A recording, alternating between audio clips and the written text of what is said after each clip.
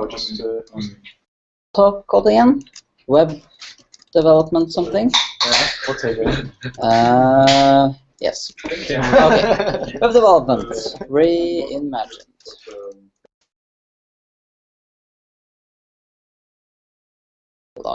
Okay, guys, we're live now. Okay. So yeah, I made up a little list of what I'm going to talk about because I don't really have a big presentation ready. I just have tons of thoughts about how to structure things and develop things and do things. And I noticed that I've added the first line is just who am I, which is a very good point because I always forget to tell people who am I because I just talk about cool stuff. So my name is Magnus Holm. I'm known as Judo Fry on the interwebs in various places. Slow various places. Yeah, never mind. Right now I'm studying physics full-time and working a bit Ruby part-time. And the projects I'm going to talk about today are, well, some of them are just in my part-time Ruby job. Yeah, and the title of this talk was Web Developed Reimagined or something like that. And the thing that I've been thinking about recently is just how we structure things, and basically, is Rails good enough? And well, okay. Basically, what I've ended up with is that I find that Rails is not good enough in some ways, and then I try to figure out how can we make it better, or is there more drastic ways to improve web development. So I'm going to talk about a few projects. I'm going to talk about Zoidberg, which I believe has been presented here before, but not sure if everyone's seen it. It's, yeah, and a few others. I can just start with Zoidberg. So Zoidberg is a web framework, more an HTTP framework. It's completely not, you can see, but the plan is to make it open source eventually when it gets good enough. And the whole point is to start from scratch and think that there's no Rails, no Rack, no thin, no nothing, and then how would we build a web framework? And one of the things that Zoidberg does differently from Rails is that Rails is a very, what I like to call a horizontal framework. It provides a full stack of things. It provides active record for talking to the database, and the whole HTTP stack, and then there's action mailer for doing mail stuff, and an asset pipeline, and JavaScript's client-side thing, and Ajax things. So it's doing like the whole spectrum of things. Not really doing the HTTP part very good. For instance, if you want to stream bodies, if you want to parse incoming bodies streamingly, if you want to use WebSockets, then it's kind of tricky. And I think it's a bit ironic that we have a web framework that doesn't really focus on the HTTP stack, just like the basic thing about the web, I hope. So Zoidberg is trying to initially just focus on the HTTP stack and get a full view of how that should work and start with that as a base. And as part of that is a server. It should also be client-side framework. So if you want to do HTTP request outside, like to API endpoints and so on, then you use the same framework and you use the same classes. Because right now it's kind of odd that if you do something in Rails, you have a request object and a response object, and then you want to do an external API call, and then you might use Faraday, and then you get a different type of request and response object. And these have different types of, they work in different ways, like how they parse headers and multi-line headers, and it's just a context switch that you need to do many times. And the same things with Rack middleware. Then suddenly you don't have the request and the response objects anymore, and you have a completely different set of interface of how HTTP works. So even though you're developing in Rails, you often switch between like 3 or 4 different ways to just do HTTP. And I really like to have one consistent view of what HTTP is and how we look at it in Zoidberg and how we work with it and how you do WebSockets and all that stuff and get that right. And that leads kind of to the Sinatra point, because Sinatra is like Rails without all the other stuff, but it's still, they removed all the other stuff without improving the HTTP stuff. It's still stuck in the Rails, still doesn't give you anything more for streaming or anything more related to HTTP. They just cut out all the other stuff, which is great, but it's not really giving us any more power of how we structure HTTP and doing more complex things. And I think that Rails is great, it works great, and having all these parts are really great. But the fact that you have all these parts also means that they are focusing on the whole spectrum, and that's why they don't really have time to just, they can't do everything. So they focus on doing it horizontally and not just filling out that part. And also what often happens is that you don't want every part, and then you need to rip it out, and it's tricky, and so on. And that leads to the third point, and that's what is wrong with Rack. Why is that a bad interface to build something upon? And it's really, Rack is really successful.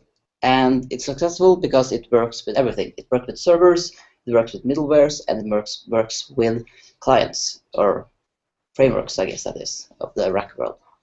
And then it's sort of, you can always use Rack, and it's always, you can combine it in any other way. But it was never really intentionally, or it kind of was designed, but I like to think about Rack as like the assembly. It's something that you connect stuff with. You shouldn't build things with Rack. You shouldn't worry about the environment hash or how you do things inside Rack.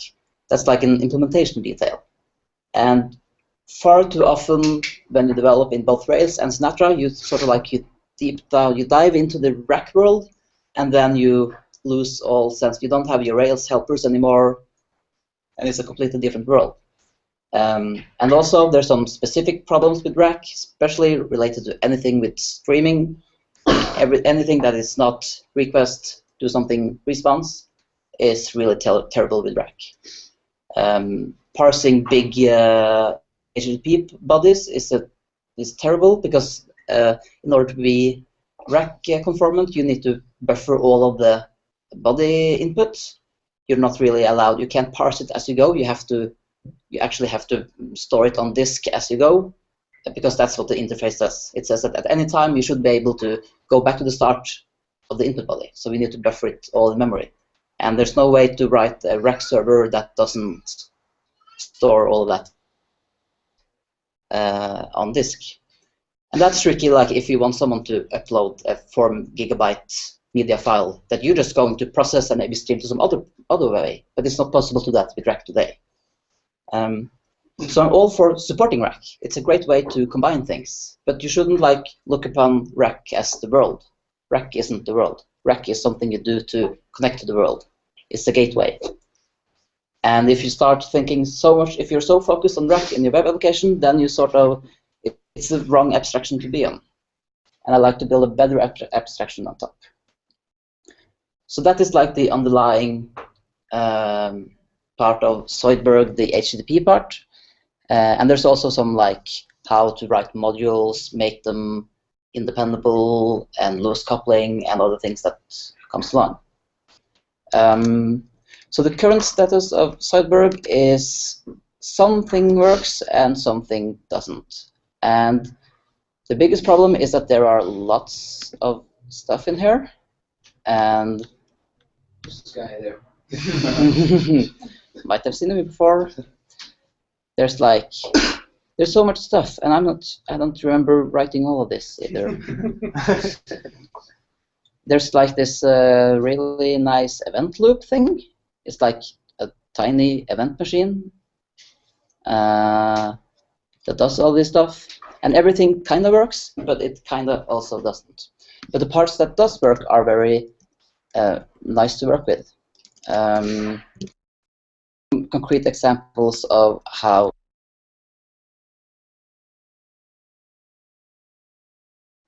Okay, so first of all, there is a version called Zoidberg Lite.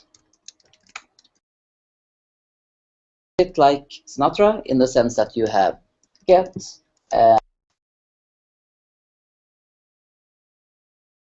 that other stuff is really small, but it's one thing I think is very important, and that is this explicit extend thing. So you actually know that, oh, this get method, this plugin method, this comes from Zoidberg Lite. And then you know where to look for documentation and anything related to this, as opposed to Natra.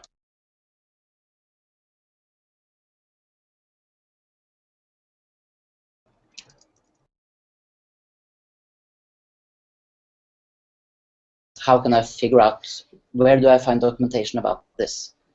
What class is what? Where is this method located?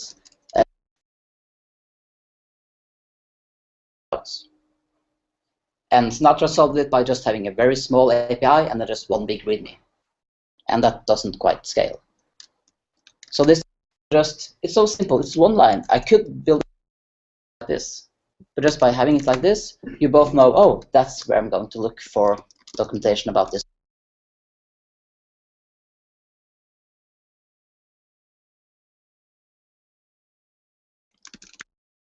That.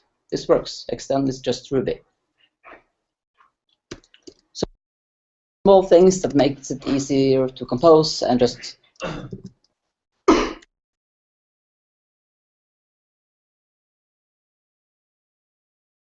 to builders and factories and so on. And the other part is that even though this is like a Zoidberg Lite thing, you should always, this is actually the real behind, or quite easily read the source of Zoidberg Lite, because of this thing here, that didn't quite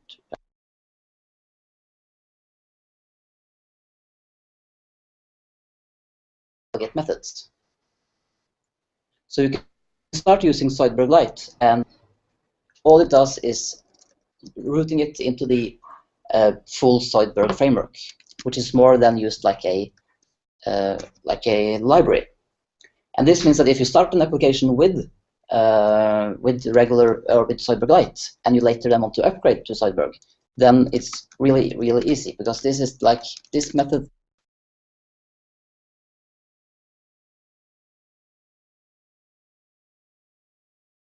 Let's see if the, yeah. Exact same thing as this method. And if you understand how one of those work, then you understand how the other works. And that's sort of like bridged the way between writing small apps and writing bigger apps. So that's, yeah, and there's other things you can see here about Zoidberg, like things that your application is actually a class that you must build yourself, and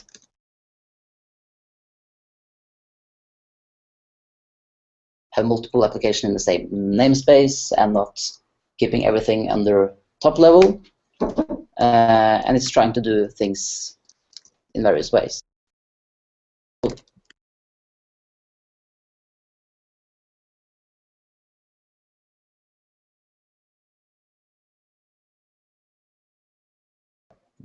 WS finds a route that is WebSockable, and then I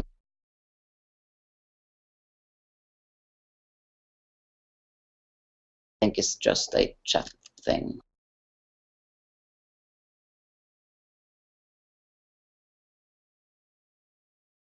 Maybe this thing actually works. It's, as you can see, this is the time since the last commit. It's been a while. What is all this stuff? Yeah, and that's also another thing. Zoidberg, really, there's no dependencies inside Zoidberg. There's no hard dependencies, which is one way. One of the reasons is to just make one consistent package and not be influenced too much about other stuff, and just think, okay, let's just don't focus on the rest of the world and see how can we do it. And it's also like nice for, it shouldn't be difficult to add Zoidberg as a dependency on your app. If you just need one little part of Zoidberg, then you can nicely, oh yeah, I can pull in Zoidberg without getting tons of gems. But right now, if you want to use like just one method in Rails somewhere, you pull in Rails and you get active record, you get like all this stuff. And then maybe you can just pull in active action pack and then suddenly get sprockets or who knows what.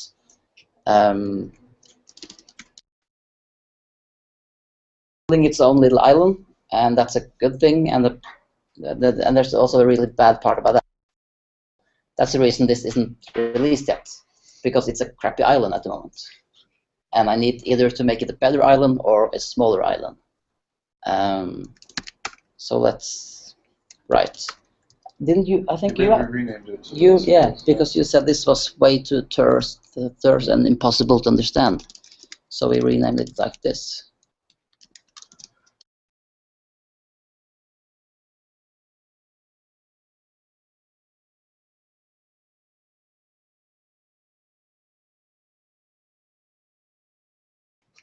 Oh, we need to run the server probably.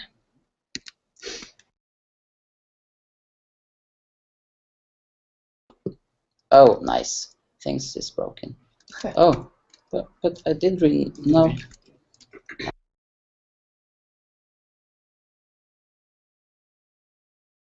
Okay, it's actually work. Actually, it's more exciting. Oh, right. It didn't work.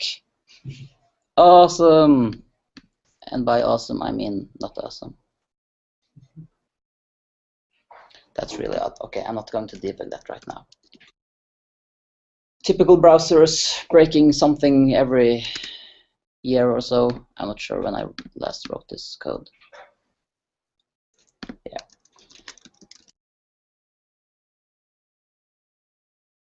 That's what's one.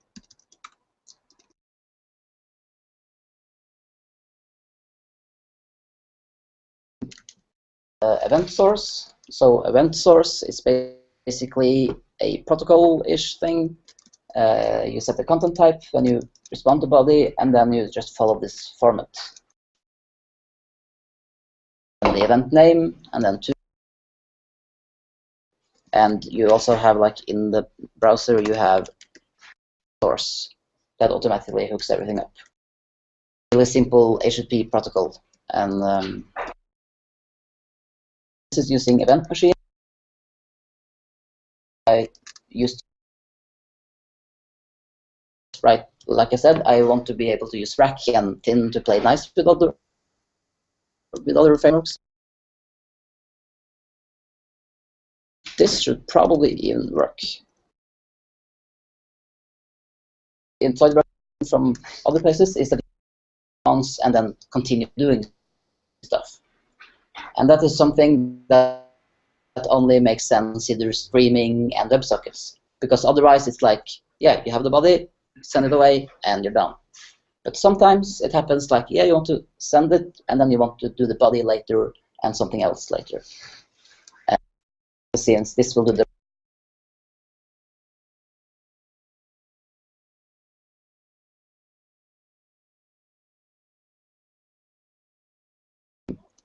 let's see if this actually works.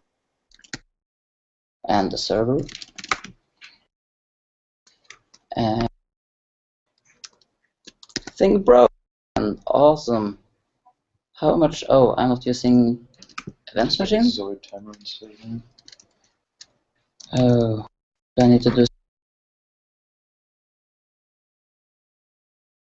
so long since that actually worked. Doesn't support streaming body. It's a problem with the rack. And supports it in a very hackish way. How I triggered that hackish way of. Do I have?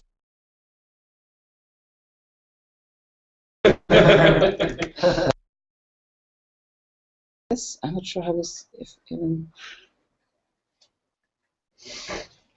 How did I change it to use event machine? Right now I need other stuff.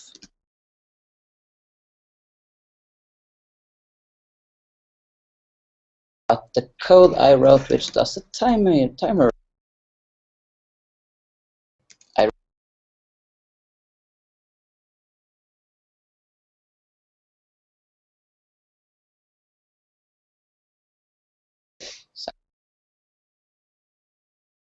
And next tick timer Q.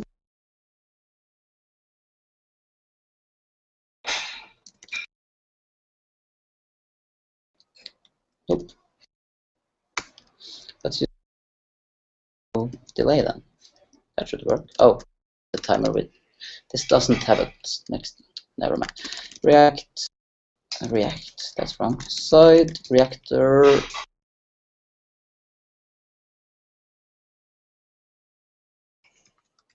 This. And then use the built-in stuff.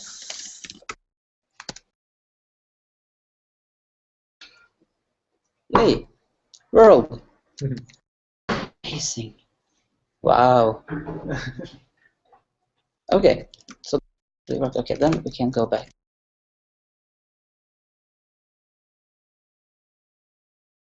Also shows a bit about how you structure things in Zoid. For instance, how if you do response things, there's response.headers, and headers is a class that supports other methods for like setting ways that you want to work with. This is there is a way to go down and environment HTTP way to get that. And that's an important thing. Like, this is the way you think about this app. You don't think like, oh, it's something that's wrapping something else. It's like, this is the world. This is how the world looks. This is how you think about, and that's. And then yeah, it's.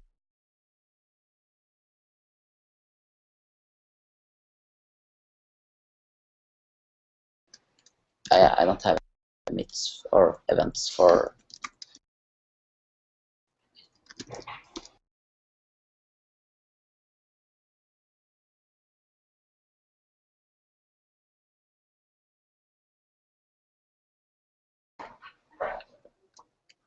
Yeah, it's not called closed. It's called something else.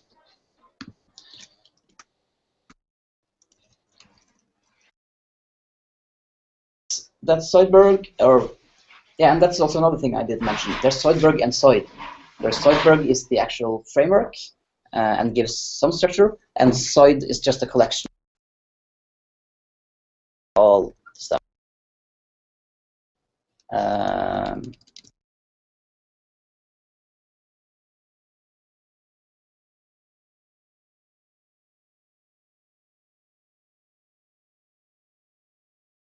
Use this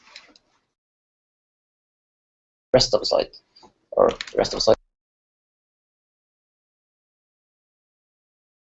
The client HTTP request tool thingy. So when you want to make outgoing HTTP requests, you use the user agent. And it does support some things like following redirect,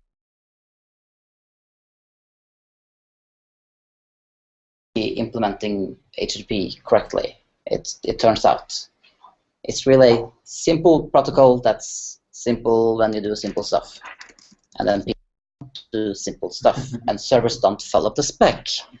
And then they rewrite the spec to follow the browsers that don't follow the original spec, and then they call it a new spec. And then everyone's happy. Okay, so this project has tons of ideas, and like some I'm really, or I like a lot, and also at various levels at the stack. Like I like how the headers and the requests and the response are working together. But there's also things like when you get the params in Rails, you have this, you type params, and it's a hash kind of thing. You can use it as a hash. You can also, it does all sorts of, like you can both use strings and symbols to access it, and it does this magically converting things to whatever you didn't think was possible. So there's like, if in Rails, if you have like, is it like this? A2, that's really small. Let's just do it here. So if you have code, like if you have a request like this, then Rails will automatically, oh, that looks like an array, and then params will look something like and I'm not even sure if this is strings or maybe it's strings, maybe it detects it as integer. Rails does whatever it wants to do. And that's a bit like related to what you've been talking about. Like when you're using params in Rails, you really don't know what you're getting at all.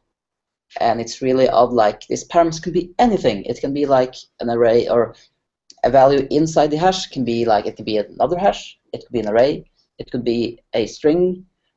And I don't even know, like previously it also supported like XML and YAML automatically parsing and exploiting your server and all of that cool stuff. So really this param stuff is just like not really confident at all. So just one simple concept in Zoidberg is that you ask for what you want. So you have these Zoidberg parameters. So in Zoidberg params,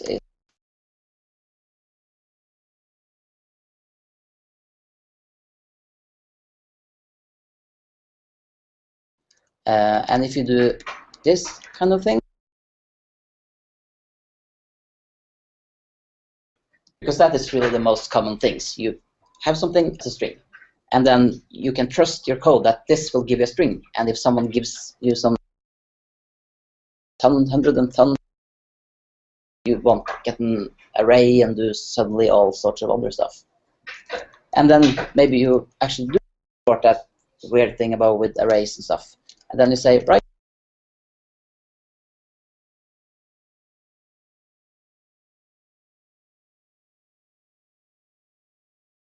Weird mode. Then you build again.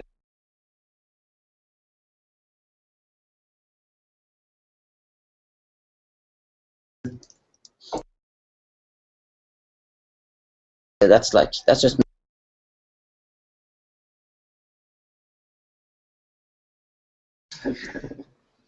or it's easy. Okay, I'm not going to talk about that. Yeah, there's all this, and that's one thing I feel is bad about Zoidberg right now, is that there's so many IDs in there, like this, which is a really simple ID, but turns out to work pretty well in practice. It also allows stuff like if you actually want a number, and you get that as well.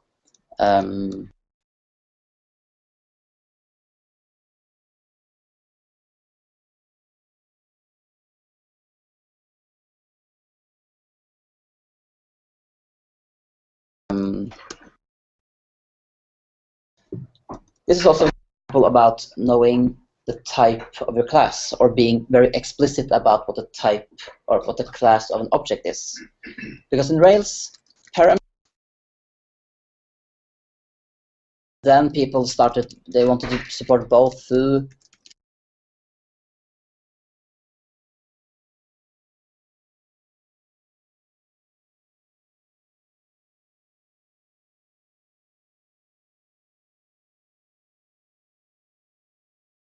a great name. I mean, it describes exactly what it does.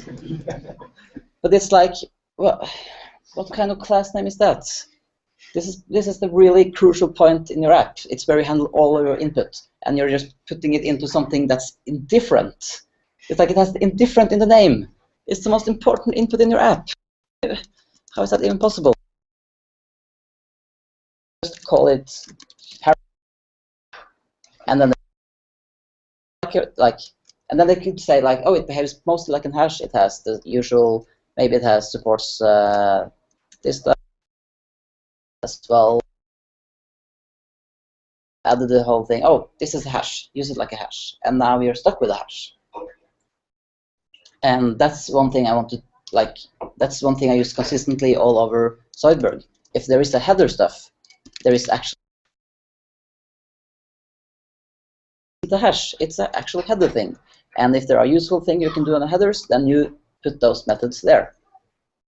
And instead of having all this other weird stuff, I'm not sure how headers in Rails are actually, like how they support case-sensitive stuff.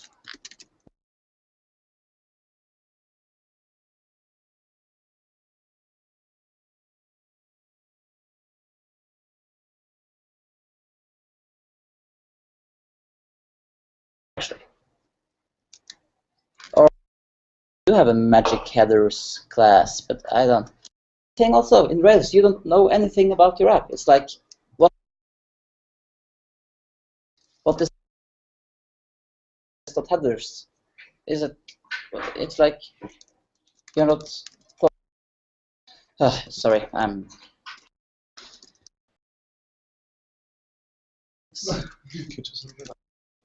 Hmm? Yeah. So this is that I started, used a bit, figure out there's tons of stuff to do, and then did other stuff. Did I? Oh, I actually wrote this file. How? Okay, let's just do that. And then I didn't find any more time. I guess it's like early. Yeah. And then I did other stuff.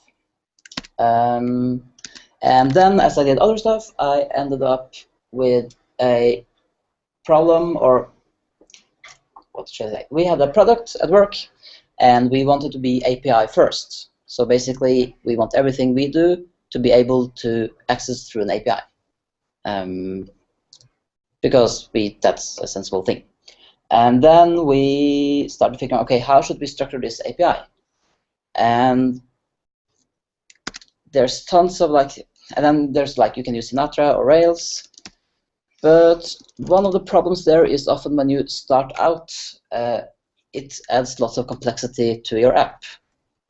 In the sense that, just initially, we just wanted a few endpoints. And then if you want to actually use that internally, you'll have to open a socket to yourself running on the same host, and then send JSON back and JSON forth. And that turned out to be quite complex. And it's like, do we want to do this initially? And is there a better way around this? Another thing is just how you structure your app with an API. Because you have Sinatra and you have Rails, and they're like, yep, they support API, but there's so much else there that focus on plain HTTP. So the idea behind, so I started TP, which is sort of like an API toolkit in Ruby.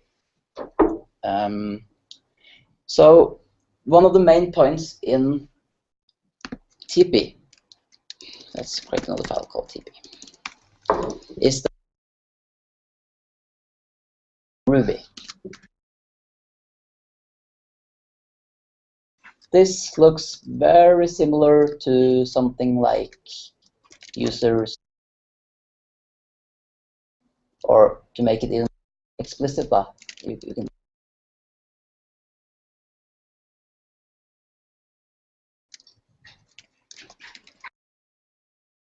use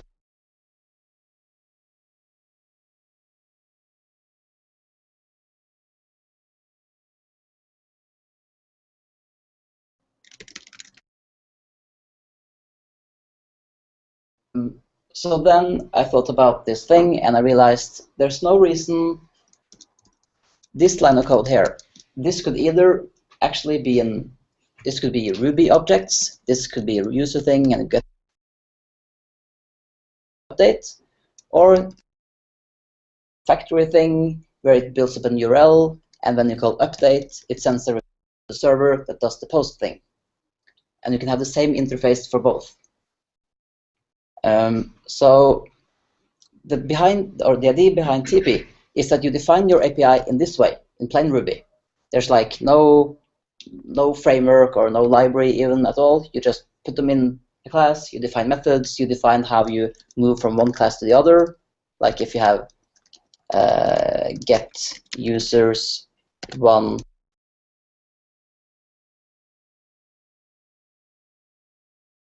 Wow, funky.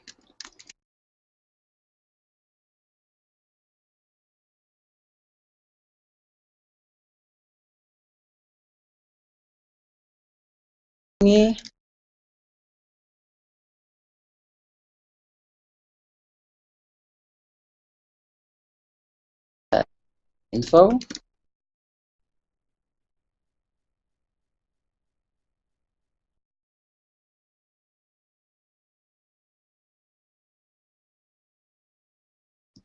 So this is really what REST is.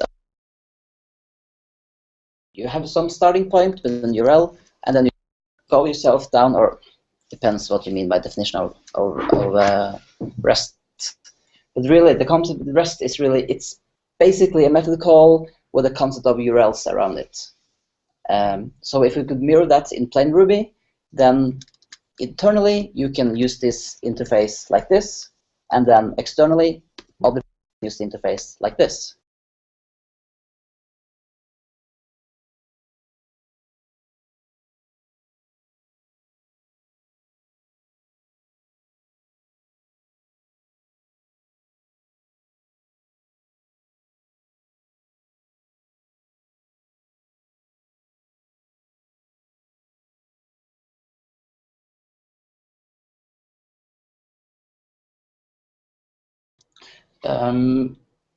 So that's like the it's right. Try to structure your application, how it deals with data in plain Ruby. And this is also something you could use for like a regular Rails app or web app. But often in web apps you don't have the same structure as in an API. In an API you can say, oh, this is the structure and it's going to flow this way and everything is fine. With a web app you often have like, yeah, this has to have this URL and you need to use query params, and it's all way trickier. With an API you can just say, okay, this is how it's going to look.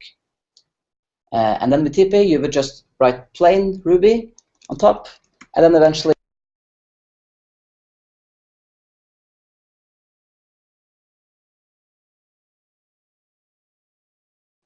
or the method get on just the user should to info. Update.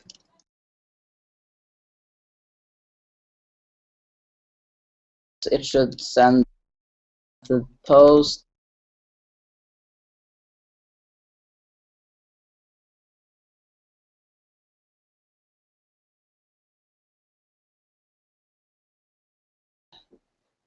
list index. This is probably good.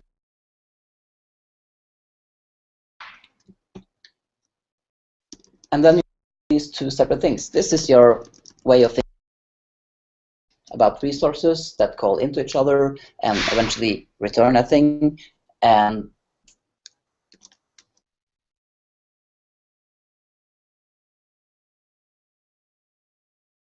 I is so overloaded word. Actual HTTP backed API, and then you define the route.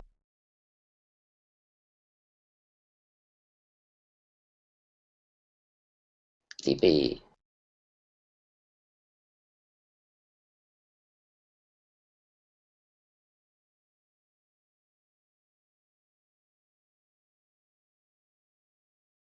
Dependencies on any framework. You can, depending on how you structure thing, so you can initialize that alone, and it will have all the information required.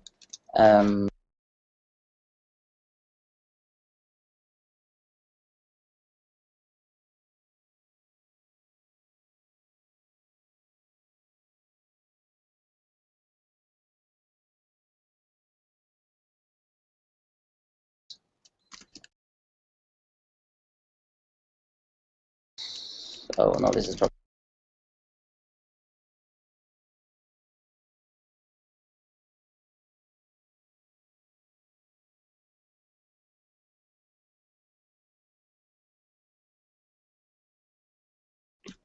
And that's the pattern that works quite fine. Now you see that post is both available through /posts and as /users.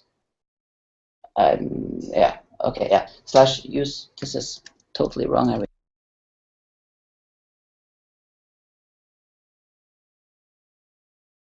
ID.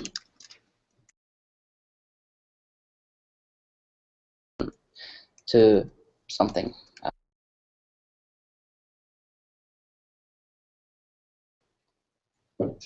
So this just shows that if you have your application in plain Ruby, then you know how to compose things, and as long as you know like how this thing works, resource, you go from to another, then you know how to nest things as well, and then the rest of the problem is up to you. Or you define what your problems actually are, what you need to solve, what is difficult in your mention.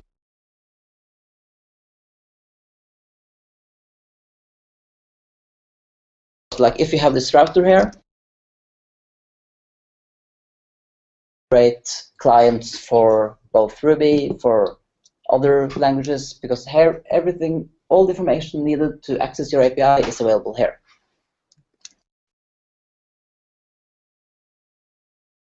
Based on it, a nice sidebar, and each resource is listed with the path and all the information. And this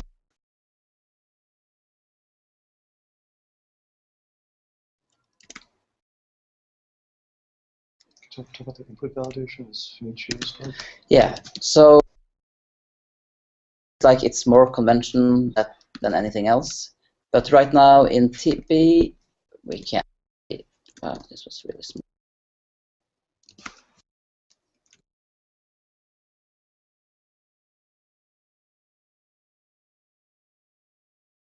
Trying to figure out how things are going to work.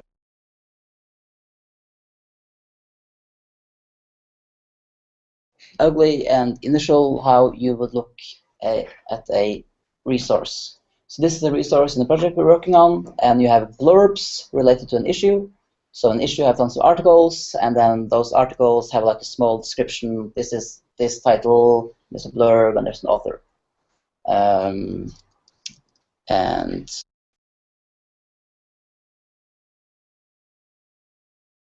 version that I'm building.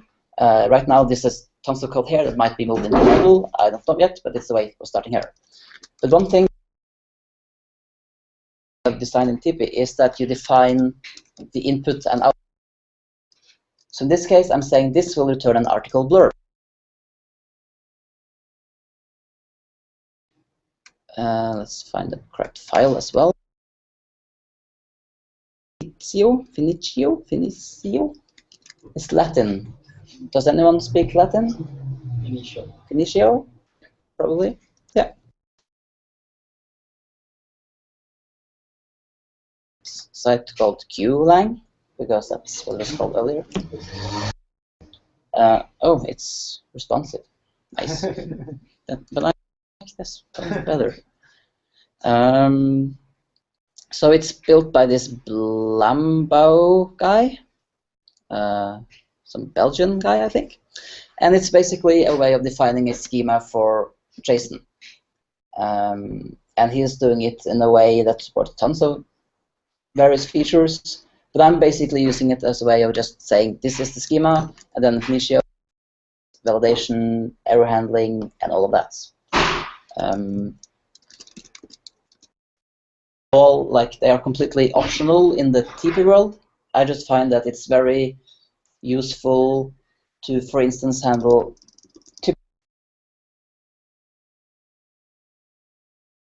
This can be called in two ways. It can be called inside the Ruby app. That's when you do the issue.something.update blurbs, like it was a regular method call. And then, of course, we just assume that this is in the right. And often an issue that often occurs is like you expose this on the web, then it actually needs to parse the incoming JSON, and it needs to do actual data validation. And when you handle remote calls, you need to be much more, or external calls, you need to be much more strict about what you actually allow in this, so it doesn't blow up. Well, internally you can say, yeah, it will blow up, but I know what I'm going to put in there. It's going to be my fault. It's not like a security issue. So then in TPO, you can input article blurb, and as it parses the JSON, it will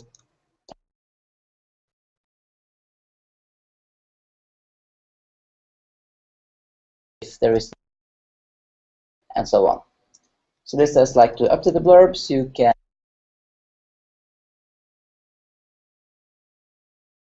blurb if you, but you don't have to change the. And then the blurb update, and we have when you expose this as a rack app, it will parse it, it will use this. Yeah, right now it's not doing anything when you use this internally in, or maybe it does, I don't remember. But yeah, it's used for input validation. And another thing about this is that it's documentation. It says something about your code. And even though Ruby is dynamically typed, in some cases it's really nice to have an explicit description about what your API is going to allow and what it's going to give you back. And this is especially because this is an API that's expected to be exposed to the outside world. And the outside world needs to know what this returns, because for them,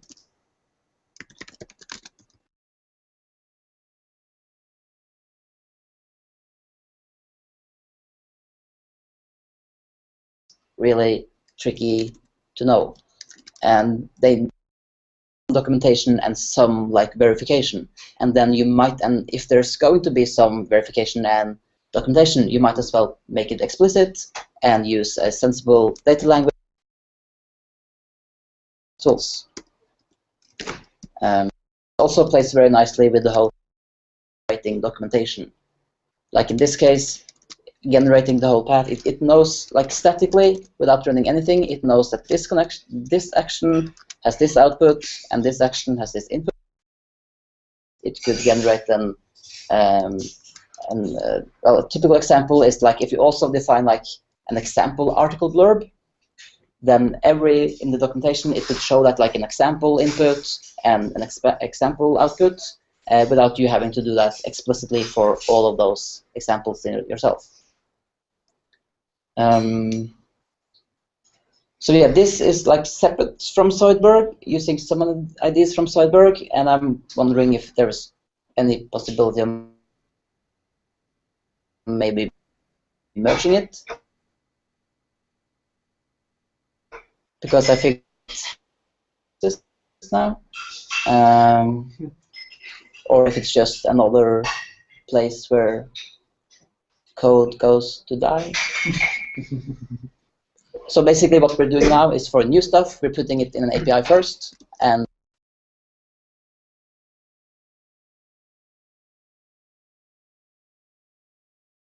thing called API, and then I probably need something like cache.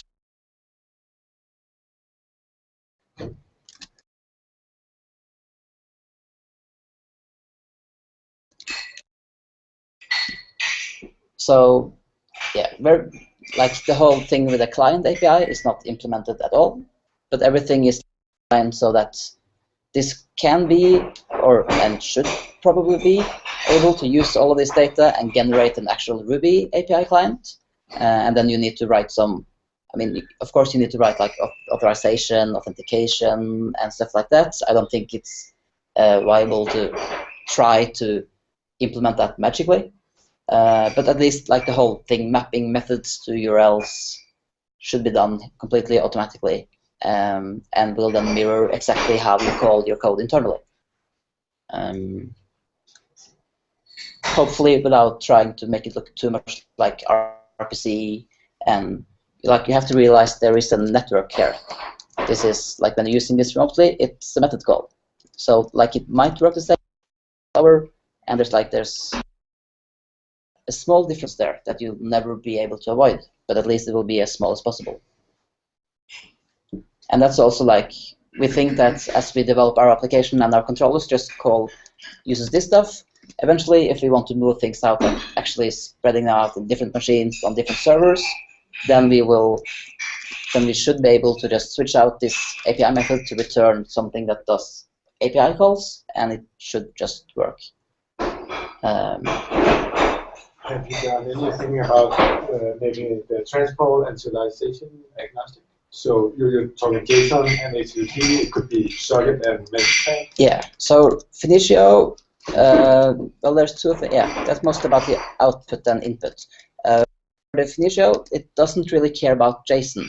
It says like JSON, but it's what you actually give Finitio is a hash, or in this.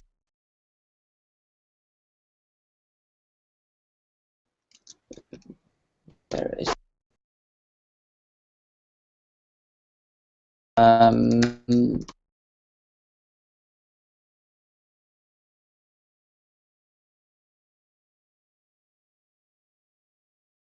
thing is the hash, and then there's just a convention, like in TP, especially like in the rack thing, it just says, let's see, parse body.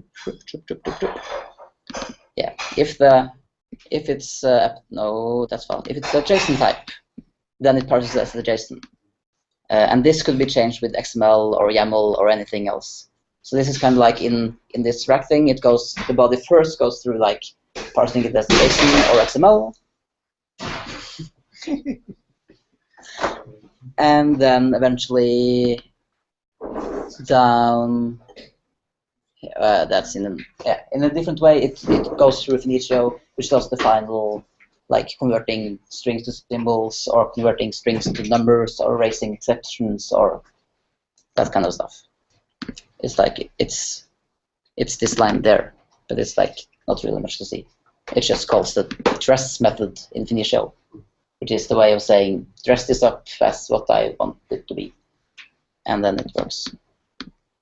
But we're not really focused on supporting anything else than JSON.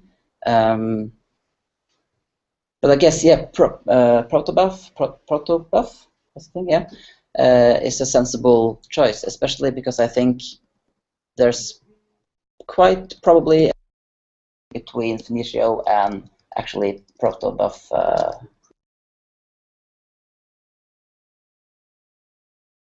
But also you can just decide, okay, I want to use a subset of Finitio that is the same as the subset, and then it will work fine. But it would be cool that it could keep the same call and just shift the transform to whatever. Yeah. I'll run that rule stack. Yeah, that should be. Would be cool. Yeah, and that's also kind of like it's trying to use the REST principle, where you don't worry too much about how it works. You just get the data, and you more declarative way of thinking. And what you gain from that is like the backend is really swappable.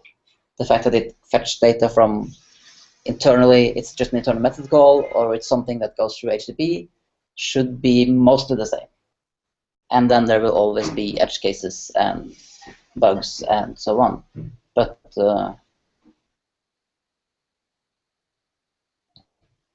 I think this is the whole thing between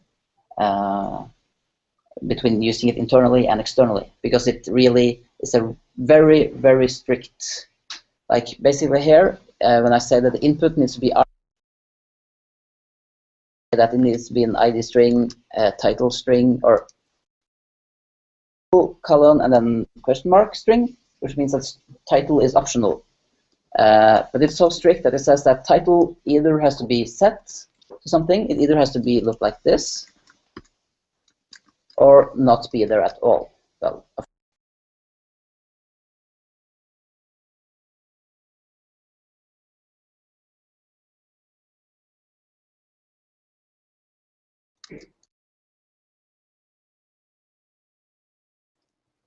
which some might feel like, hey, that's not really convenient. Sometimes you want to, like, I know this can either be a nil or a string, so we're just going to pass it in, and then the API call is going to make it correct.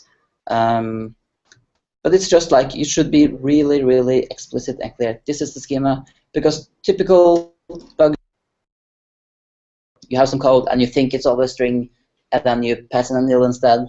And then suddenly down the stack, this API supports having nils and it behaves differently. So just trying to be very explicit about how you do stuff. And oh, actually, now that it does support this, you can say it has to be string or a nil, and then it's either string or a nil. But then it has to be present. So then you can say it's optional, and it can be either string or a nil. And then all of these three are. That wasn't quite.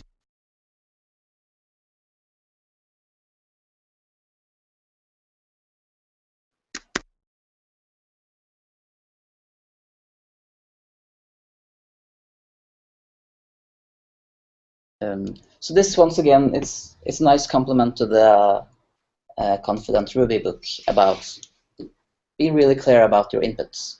And in this case, or in this specific case, when you're dealing with code from external machines, like the whole params things in Rails that I've been talking about, you should be really, really, really, really explicit about what you accept. Because it's so easy to just write something and expect this is a string, and then suddenly it's not, and it creates all sorts of both bugs that you don't always discover because you don't realize what's happening behind the scenes, and also exploits of various kinds. There is I always like doing this. What is the Ruby on Rails security? Because I found this perfect query you could do to search here, and you would find all of those. I think basically if you search for active record here, unsafe query risk in active record.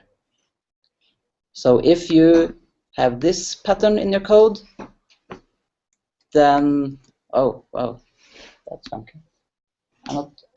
Is this okay? This pattern in the code, then you can do some.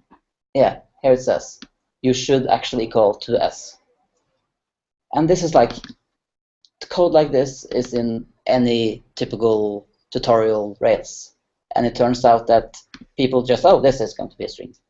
And then suddenly it's an array, and the first element is nil, the second is something else, and really, really odd stuff. And there's let's see, I think there were more like this. You should be using SQL. Like here, isn't this the same bug? An attacker can make a request that causes params ID to return a specially crafted hash that will cause the where clause to query an arbitrary table with some value. That's tricks. And it's okay, so why not just make this always return a string? Because 95% of the cases you want it to be a string, and then have a separate API for getting it like an array or a hash or whatever. I think initially these implementations in Rails comes from marshalling objects across the wire, back and forth with YAML. So you have to have something like this. It's kind of what you would build upon your stuff, right? You would just pass normal strings and text along, and then you would actually maintain the serialization and deserialization on each side of the fence yourself. But this is just handed to you by Rails, right? Because people used it like that. And then it's really... Yeah, it's still documented. But, it's still documented. You have to find it. But yeah, and all of the tutorials. Yeah. It's kind of it's kind of silly that basically, if you want to write a Rails app without any exploits, then you basically every time you use params and you have to string, you have to add it to S, because otherwise it's. And this is also another thing with where active record just accepts everything, like where ID. This accepts a hash array and who knows what. And it's kind of when both Rails accepts anything and active record accepts everything, then it's just finding the correct thing that turns into an exploit. Yeah. So it's in two parts there. It's both because params can be anything, and this where thing support tons of stuff with nested hashes and arrays and nils and everything. Is there any kind of type conventions, type conversions in strong params? No? We've implemented some. Yeah. Yeah, because that seems like a sensible in it, place to edit. Yeah. If you're already just naming the columns, why not say what type they are? Yeah. Yeah, I'm baffled why. Yeah, that should really be a patch or. Does anybody have any specific questions about what they've seen so far?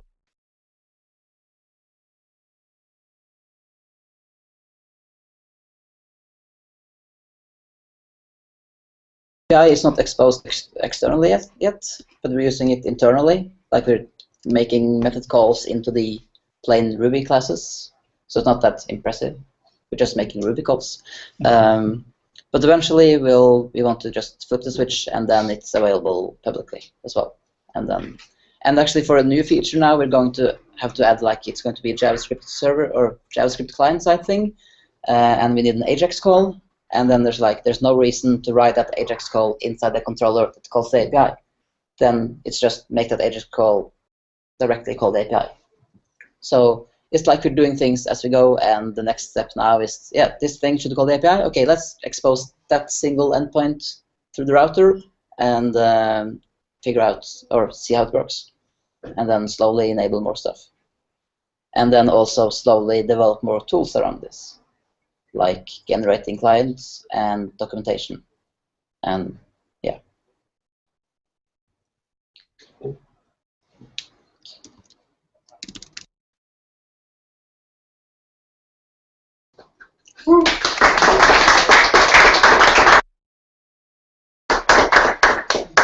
Wow. So every time I see the